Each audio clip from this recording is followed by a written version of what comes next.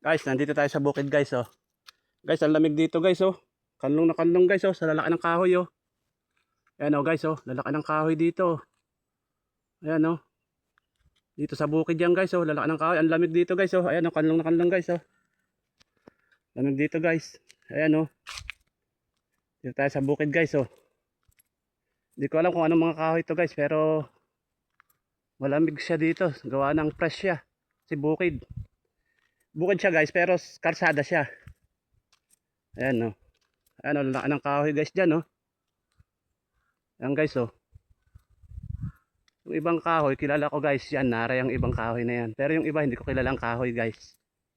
Ano, lamig dito ba oh. Yan guys oh. Linis pati ang kalsada niya. Bukid to guys, sa bukid. Ayan oh. Yan guys oh, laking kahoy oh. Oh. Guys, baka pwede naman pa-like, share, and follow. Then comment na rin sa baba guys. Thank you guys.